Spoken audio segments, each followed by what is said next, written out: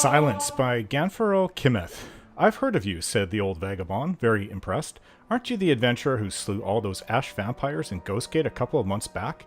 That I am, said Oristian Silverthorn with a weary smile for his admirer. He knew that his name was not yet legendary, and it was best to be polite.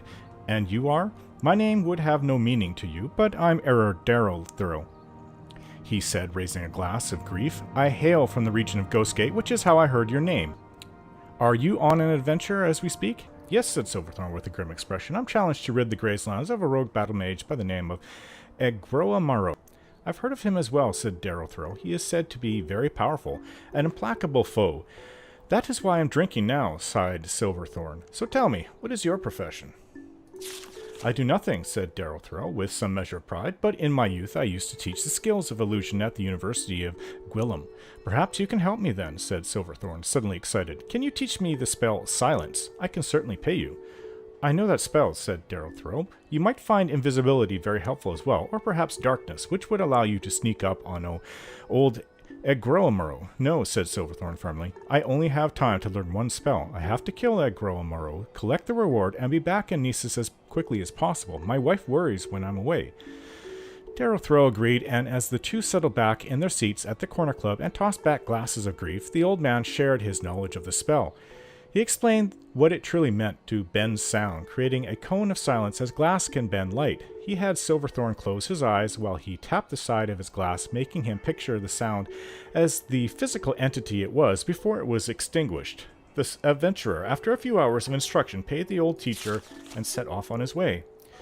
In Doranyon, Egroamaro's stronghold was not far from Sidrith Mora, and he soon saw the blight and ruin that was the battle mage's calling card. Delving into the depths of the ruins, Silverthorn was set upon by the servitors of Egroamaro, living and undead. With his enchanted ebony blade, he cut through legions before facing the master himself in the desolate main hall.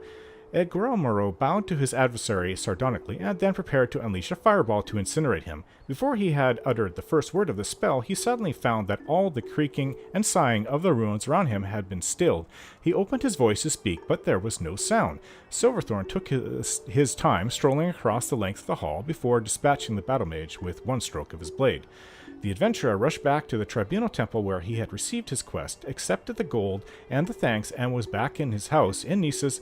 But a few days later, his wife, Laia, was beside herself with worry. All I could do night after night is toss and turn. I kept imagining you burned to ashes by that battle mage, and where would that leave me? Do we have enough gold that I could support myself if you, Saint Saren, let it not be so, were killed during one of these jaunts? I don't think so.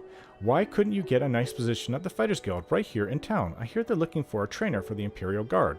I know, you want a life of adventure and danger and freedom, but if you'd only take one moment to think of me, stuck here all by myself worrying about you, I suppose you'd like it if I took more of an interest in your work. But it's like I was telling Sir Calesia Vignum the other day. I said, Calesia, what good is a husband?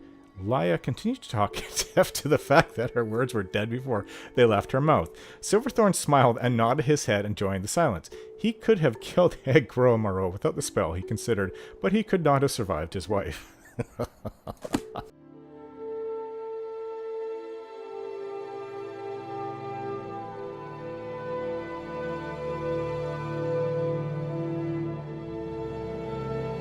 Don't forget to like, share, and subscribe.